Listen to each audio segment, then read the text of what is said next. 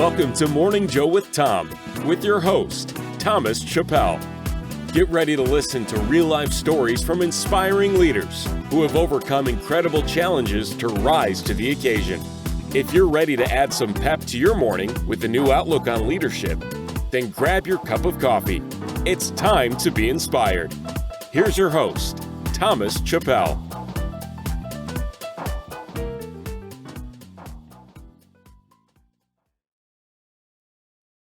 Hey, Annette, so good afternoon.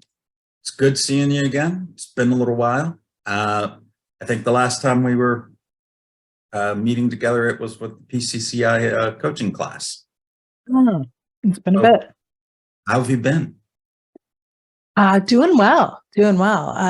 Things are busily moving along. I think what's been exciting is that anytime you start some new endeavors or you bridge into something brand new, you always have a little bit of trepidation. You're like, will this work out? Will it be okay? How will I do? Everybody gets a little bit timid there and doubts themselves at times, but I'll tell you, God is good. And one thing just happens time again and time again. And here's the next person who needs and connects with you. And there's no lack of that. So been good and energized by it all. It's a true blessing whenever you are able to make those connections, right? Yeah, absolutely. So for my listeners' sake, why don't you tell us a little bit about yourself and what it is that you do? Sure. I am focused as a leadership and executive coach. I also work a little bit in consulting as well.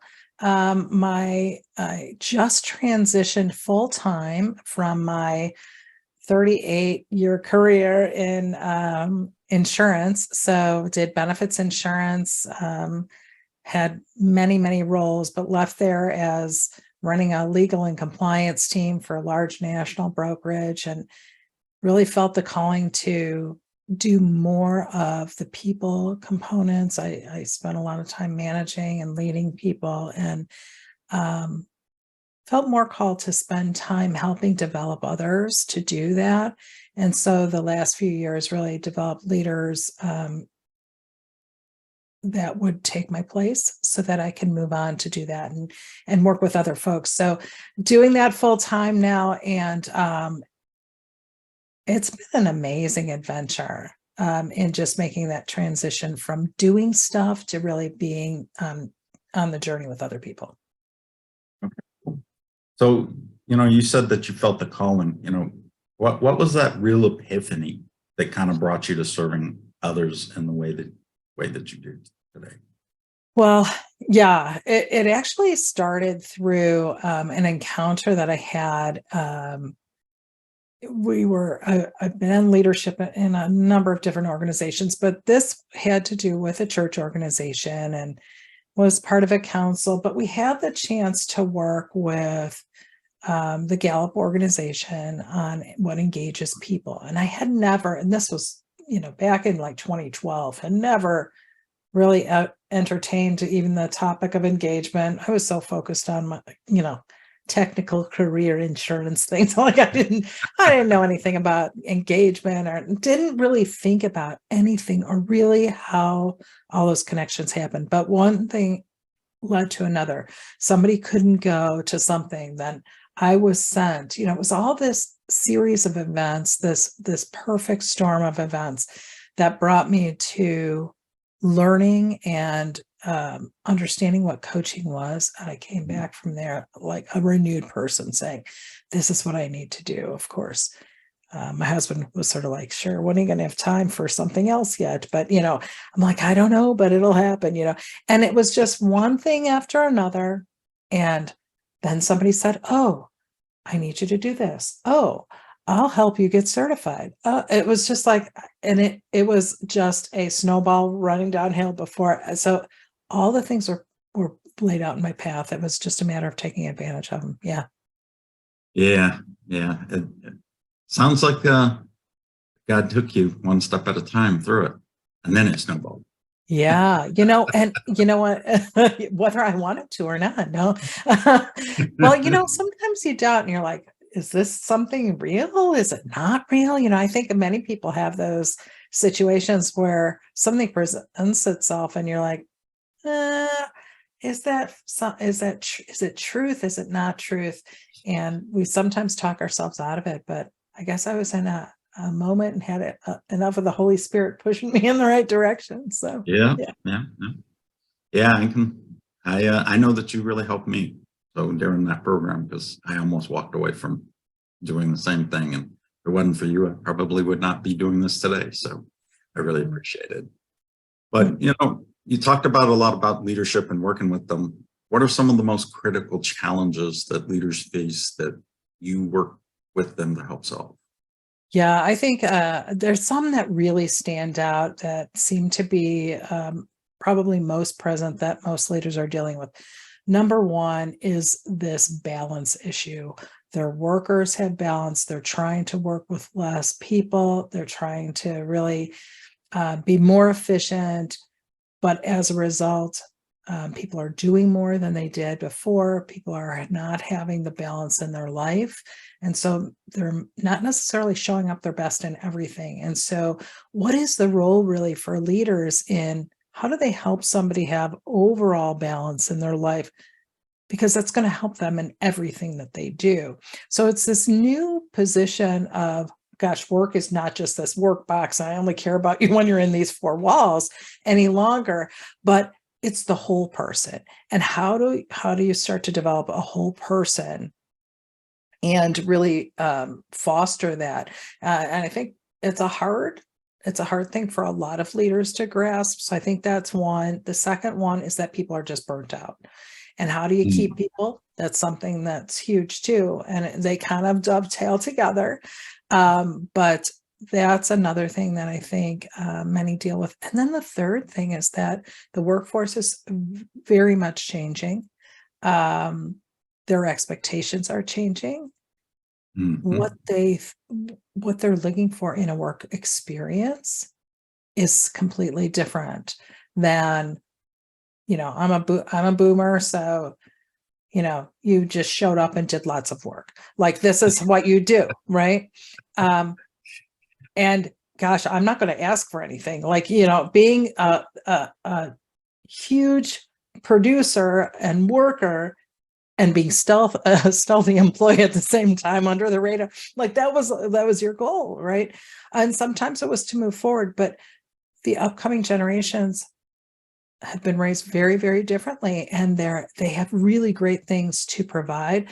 And there's this change in what does it mean to lead the newer generations as well, and to help develop them. So they all sort of dovetail a bit, but I think those are the three that are the biggest that leaders are dealing with now.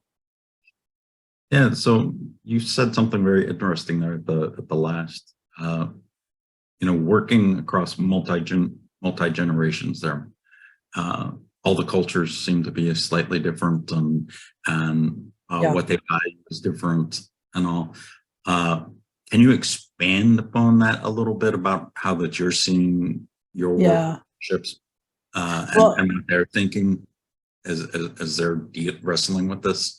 Yeah. So, I mean, and that's a great question because there's numerous things that jump in my mind. So a very simple one would be, even 10, 15 years ago, you wouldn't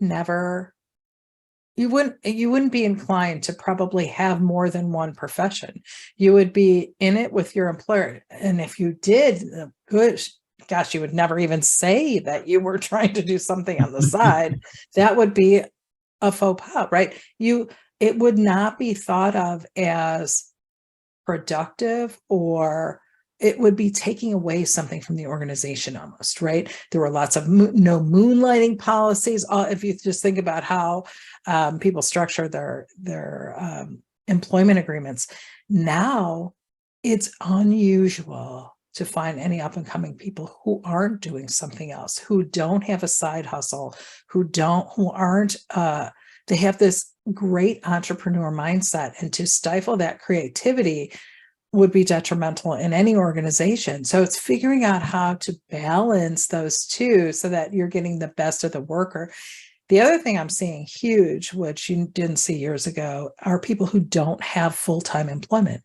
They have 3, 4, 5 different part-time pieces that are all things they're passionate about that cobbled together create their full-time employment, but they're not with a single employer. So those are just a couple of examples.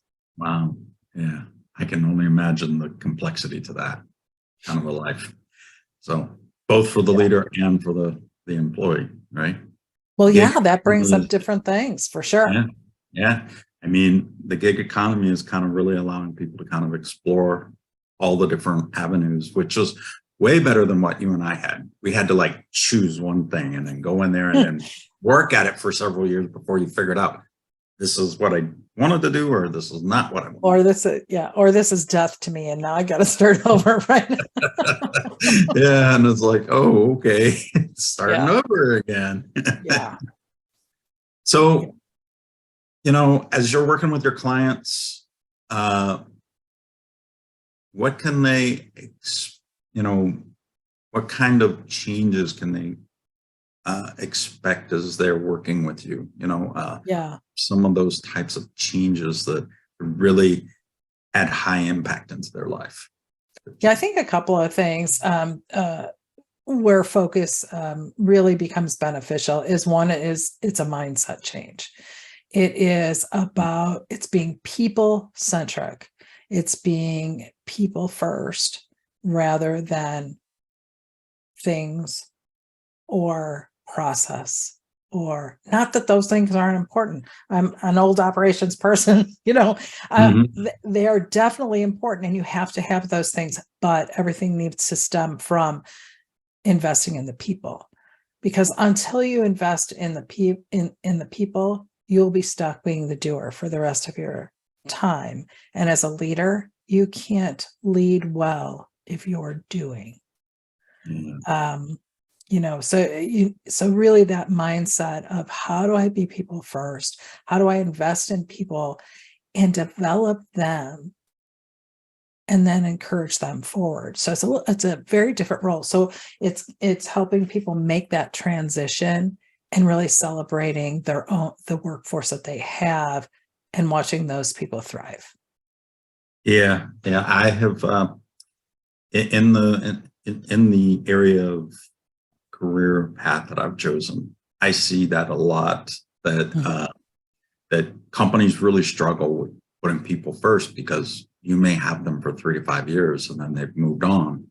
And, I've had lots of leaders say, well, why am I going to invest XYZ dollars into this person that may be gone 2 years after I've done it, before I've met the, whatever it is, got the value back out of it that I needed.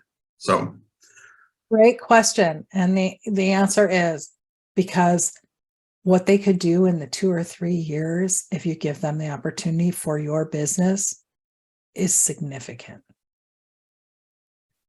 That's really good. That's a good thought. All right. So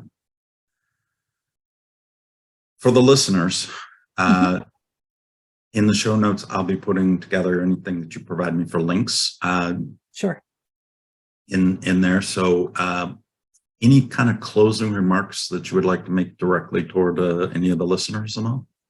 Besides contact you and all? Absolutely. There'll be links to contact me if they want to talk about different programs, different options, and to work together singly with you as a leader, or to work with your entire team to help them work better together and figure out how they complement one another and get and move forward. So both personal and professional development.